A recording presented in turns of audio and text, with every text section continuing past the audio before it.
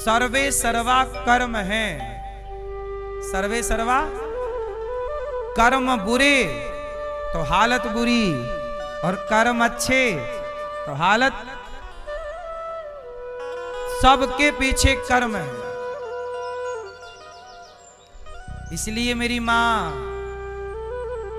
कर्म अच्छे करो। इसलिए हमने एक दिन कहा था कि कर्म है बुरे बुरे और तुम स्वर्ग जाने की बात करते हो। कर्म है बुरे बुरे और तुम स्वर्ग जाने की बात करते हो। कर्म बुरे बुरे हैं और जाना कहाँ है? अब कैसे जाओगे स्वर्ग? मैया मैया, स्वर्ग जाने के लिए क्या करना पड़ेगा? मरना पड़ेगा। सही तो कह रहे हैं, मरना पड़ेगा तब ना स्वर्ग मिलेगा। सही कहा जिसने भी कहा। कर्म है बुरे बुरे और तुम मैया बातें कर रही और ये कथा सुनने की बात करती हैं। कथा में आके मैया जी प्रपंच करें और कहें मेरा काम कैसे हो। कथा में नहीं सुन रही मेरी माँ, पंचायत, अच्छे कर्म नहीं कर रहे, और जाना कहाँ है? इसलिए कहता हूं, गोस्वामी जी कहते कर्म प्रधान विश्व करी राखा, जो जस करहि सो तस फल चाखा। जो जैसा करेगा। एक दिन भगवान आए सपने में मेरे, बोले अनिरुद्धाचार्य क्या हो रिया है? मैंने कहा प्रभु ये देश रो रिया है। भगवान जगन्नाथ जी बोले क्यों रो रिया है? मैंने कहा प्रभु खाना चाहता है आम और बबूल बोरिया है, इसलिए तो देश रो रिया है। खाना चाहता है आम और बोता है। कर्म है बुरे बुरे और तुम स्वर्ग जाने की बात देकर दुख औरों को और तुम स्वर्ग जाने की बात करते हो। दूसरों को दुख दे रहे हो, दूसरों से रोटी छीन रहे हो, और बात क्या कर हम स्वर्ग जाएंगे। जाओ, तुम्हारे बाप बैठे हैं ना। कर्म के बिना दशरथ जी जैसे दशरथ जी तो भगवान के पिता हैं, पर दशरथ जी जैसों को कर्म ने रुलाया कि नहीं? बोलो हाँ।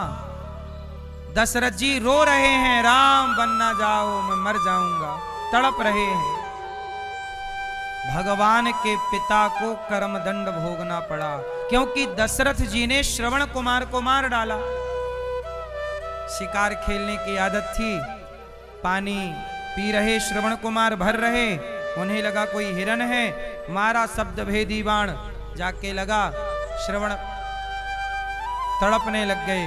दशरथ जी बोले बड़ी गलती होगी। बोला गलती तो हो ही गई, अब गलती करके आप किसी को मार के कह दो सॉरी, ऐसे थोड़ी होता है। आप किसी की जान, छोटा मोटा तो सॉरी ठीक है ना। अब आप किसी की जान ले लो, निर्दोष को मार डालो और बाद में कह दो सॉरी सॉरी शक्तिमान। ऐसे नहीं होता। दशरथ जी ने सॉरी कहा, क्षमा मांगी, पर उन्हें क्षमा नहीं मिली। कहा मेरे पिता को पानी पिला दो, प्यास से तड़प रहे। दशरथ जी गए। श्रवण कुमार ने दशरथ जी को स्पर्श से समझ लिया कि मेरा बेटा श्रवण नहीं है। बोल तू कौन है? दशरथ जी ने कहा महाराज मैं आपके पुत्र का हत्यारा, मेरे से मृत्यु हो गई, आपके बेटे की गलती से बाण लग गया। श्रवण कुमार के पिता ने कहा चलो गलती से लग गया, ठीक है, हम आपको शाप देते हैं। जैसे हम अपने पुत्र के लिए तड़प रहे हैं और देखो हम मर जाएंगे तड़प तड़प के, जैसे हम पुत्र के लिए तड़प तड़प के मर रहे हैं, तुम भी दशरथ जी अपने पुत्र के लिए तड़प तड़प करके मरोगे। जब दशरथ जी की मृत्यु होने का टाइम आया तब दशरथ जी को वो शाप याद आ गया। अच्छा, शाप मिलने के बाद दशरथ जी वो शाप भूल गए थे। सारी जिंदगी उन्हें वो शाप याद नहीं रहा। याद कब आया? जब राम वनवास गए और जब सूचना मिली कि राम नहीं आए लौट के 12-14 दिनों में, तब दशरथ जी तड़पे और कौशल्या जी को अपना सपना, अपना ये शाप सुनाया कि मुझे एक बार जंगल में शाप मिला था, उसी के कारण मुझे तड़पना पड़ रहा है। सोचिएगा वो शाप कब मिला था? कई साल पहले, कई साल पहले, पर वो शाप पीछा छोड़ा नहीं। आपका कर्म आपका पीछा, इसलिए कहता हूं तुम किसी का बुरा करोगे तो बुरा तुम्हारे साथ जरूर होगा, और तुम किसी का भला करोगे तो भला तुम्हारे साथ जरूर होगा। ये न्याय उस विधाता का है, और वो न्याय भगवान के पिता के लिए भी है। वो न्याय भगवान के सबके लिए है।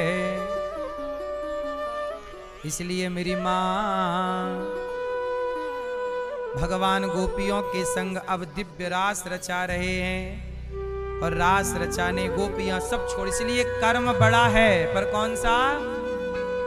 धर्म युक्त कर्म। गोपियां सब छोड़कर आई, भगवान के साथ रास रचाने लग गईं। तभी गोपियों को अभिमान आया, हम कितनी सुंदर हैं, मैं इतनी सुंदर हूं, क्या करूं? है ना? गोपियां बहुत सुंदर हैं, घमंड आ गया कि हम बहुत सुंदर हैं, इसलिए कन्हैया हमारे आगे पीछे चल रहे हैं।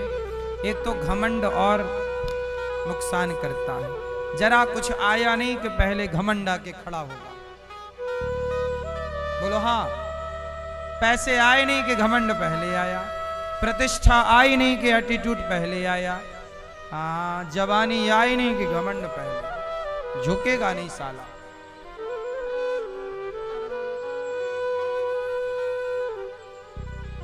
क्यों